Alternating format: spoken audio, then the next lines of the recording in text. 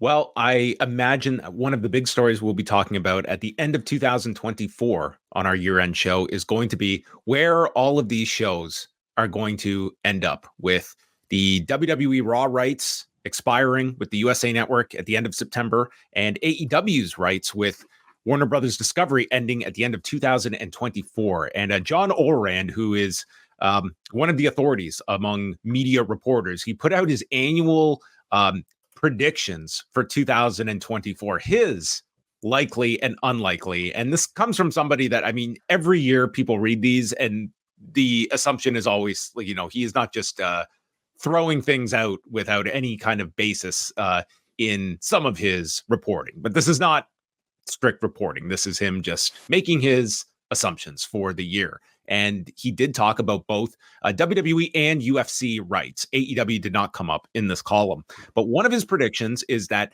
Amazon gets WWE Raw rights and keeps the series on Monday nights. Quote, "This hits an audience of young males, a demo where Amazon believes it sees growth in Prime subscriptions. Plus, it gives the company another night of live programming on Prime Video." Now, he also goes on later to write about the UFC rights and stating that he believes ESPN will renew its UFC deal, which expires in 2025. Orand, he states that ESPN has prioritized renewing the deal and believes that it's going to happen quickly, and then adding the possibility of Disney getting both the UFC rights and Raw, with Raw going to FX.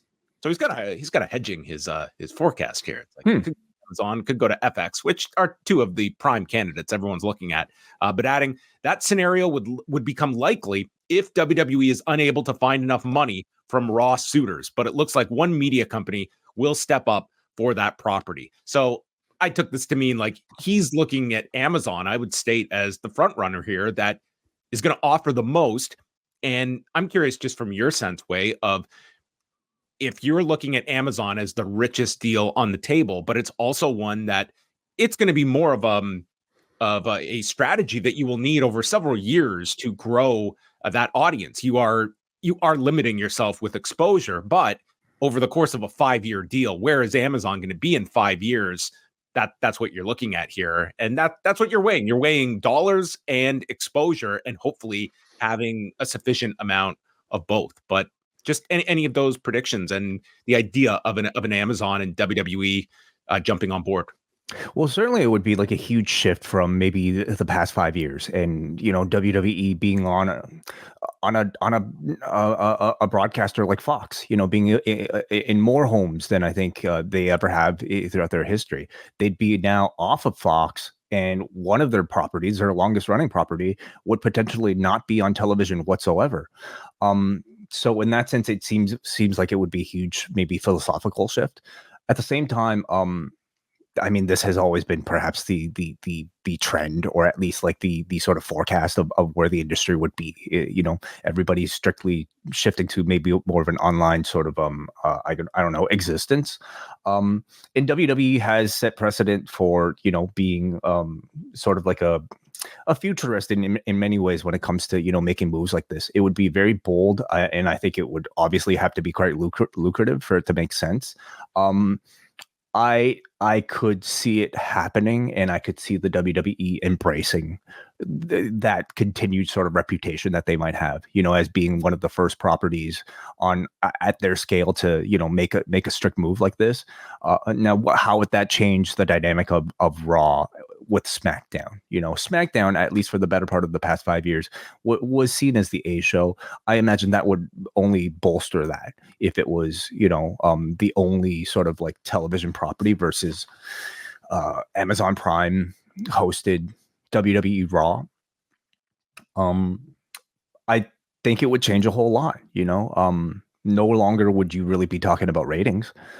What would you be talking about? That's a great point. Yeah, you wouldn't be talking about that with Raw. And I mean, these, even though like Nielsen is getting more into this game, like getting substantive numbers when it comes to streaming, I think eventually we're going to get a place where there is a bit more transparency, but like we are still in the very embryonic stages of getting there, where it's been something. It's only been recent that Netflix is now willing to disclose some of that data that they have, all of these streamers have just kept under lock and key for so long. You're right. Like, it's not as though we'd be getting a number every Tuesday at 4:00 about Raw's performance on this. And that becomes interesting. Like, one thing that I can certainly see that has been a shift in UFC's move of their pay-per-views to streaming is that it does, like, we get some level of numbers, but nothing near the reporting that was done when UFC was on traditional pay-per-view. And that was a big narrative that you attach to fighters of, like, who was moving the needle, who was not. Like Demetrius Johnson, this guy was a phenomenal fighter, but he was plagued by his lack of ability to draw on pay-per-view. That talking point would not exist today if he was like the current flyweight champion, like Alexandre Pantoja. He would not be doing any better on pay-per-view if we were getting those numbers. But none of that hinders him in terms of his viewpoint of a fighter. And it has shifted. Like, we know who the big stars are in UFC, but we're going off of different metrics, whereas the pay-per-view numbers, it's more of a overall picture that we're looking at and not getting specific month-to-month numbers.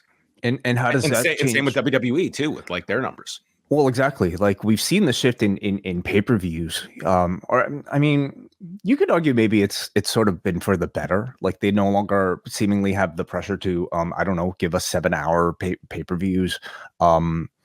And I wouldn't say the quality of these pay-per-views. They were still doing those in the network era, but that was when they were trying to it was the big number was like number of minutes consumed, and that was one of their big sort of benchmarks to hit, and therefore they would throw a lot of product at you, knowing that these fans are going to watch a 7-hour WrestleMania if we put it on for them. And they haven't been doing that, but has it necessarily hurt their relationship with Peacock? No, it is not. So anyway, I think it would completely shift the way Raw would be produced. You know, you wouldn't necessarily have quarter to quarter sort of peaking types of, formats. Would there be as much incentive to, I don't know, make sure that you have a certain rhythm to these types of shows when it comes to like having big main events? I'm not sure. What exactly is the motivation for an Amazon to own a property like a WWE? Because beyond ratings, it's to get people into the Amazon ecosystem, isn't it? To get people to sign up for Prime so that they can have faster shipping. These are means to get you to become a Prime subscriber so that you are buying your groceries and buying everything possible on Prime. And that is worth the investment of getting the NFL on Thursday nights. And the idea being that we want a night of the week for all these different audiences. Thursday night is going to be NBA or NFL night. And Monday night, going to our discussion on Sunday, would be wrestling night, staying with Monday night. And I guess less of that sort of thought process, if you're Amazon, of counter programming Monday Night Football, like feeling that they are that Monday night would be wrestling night and we're not directly competing when we're on a streamer. That I could certainly see an FX looking at, stating, if we are investing in Raw to get these rights, why are we putting it up against the biggest juggernaut on television from September to January? Right. Do you think this maybe, I don't know, lessens the discussion of a potential WBD relationship with the WWE? Well, it was interesting that WBD did not come up here, at least in John Oran's forecasting here. I mean, I look at WBD as being a name that is going to pop up in these discussions. And I think we're still waiting to see. So much is contingent on these NBA rights and how invested Warner Brothers Discovery is going to, how much of this NBA package are they going to retain? How much could they give up, and therefore what do they have to spend? And that could be. When are we expecting that? The NBA that deal is not up until the next, the 24-25 season, so at the end of there. But I mean, we will probably get somewhere like a year in advance, like roughly. So I would imagine like around summer, maybe by latest the fall, is when we'll know the NBA rights, which, I mean, WWE, like Mark Shapiro has stated, like we can wait right up until the end of these rights. Like we can go all until September if we have to. Like we can make a deal very quickly, or we can make it now. Like they have positioned themselves that we are willing to talk to anyone. We're willing to move the we will be as flexible as anyone needs us to be. They have to hit a certain number. Like Wall Street is expecting a 1.4x increase on this current raw value. And if they can exceed that, you would be looking at the Amazons that could make up that difference that Wall Street will hopefully reward them for, that they did not with SmackDown. So a move to Disney and potentially FX would essentially be very similar to what we currently see. It would just be, instead of USA, it would be FX. Correct. They'd be moving from USA to FX. Yes. And then you're in with Disney, which then puts TKO, like all their key stuff is, well, at least Raw and the UFC package is under Disney, at least until this UFC deal is up next. And and John Oren very much sees UFC staying put with ESPN. Both sides benefit from one another. And what the UFC has going for it that I don't see too many people make as big a deal out of is that, yes, they are maybe not your top tier sports, but they're probably like your second tier, I would say. And what value UFC comes with it is that with all of these networks that are trying to get their streaming platforms profitable, here is a product that once a month is putting their best content on pay-per-view that they have a healthy audience that will spend $80 per show on. And that is something that like any sports league would love to be able to do. And it comes with a great value when it comes to, like, it is by no means, just blowing smoke that UFC has greatly helped build ESPN Plus. Like, they are not the sole factor, but they are a big reason ESPN Plus has grown, accompanied with the fact that they have bundled it with like Disney Plus and Hulu. So I think it makes a lot of sense that ESPN would want to retain UFC that is red hot. And do you know if at least that last word, that ESPN Plus and I guess by extension Disney Plus, are these profitable yet?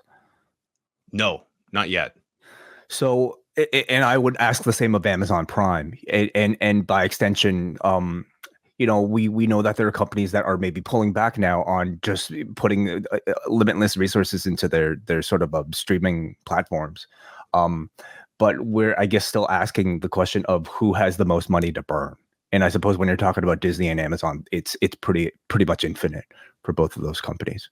It's pretty significant, but like Amazon, it's very hard to judge because we're not looking at just this one pillar that is Amazon Prime. It's like, if you sign up for Prime, it's like how much, like the idea is you come in to watch your Raw program on Monday night, but as a Prime subscriber, you are now spending 5 days a week and you're shopping on Prime, and we're making money off of you in so many different ways beyond just looking at this one column that is the streaming service. Like, that's kind of your entryway in the door, and then you're spending money in all these other different ways. But like, you look at Peacock, like this thing is just, it's like 9-figure losses that it just continually they are reporting. And then but everyone believes, like outside of Fox, like everyone is looking at, well, we have to invest in this because we'll be behind the game because this is where everything is going. But it's a giant cost, and a lot of programmers are looking at, man,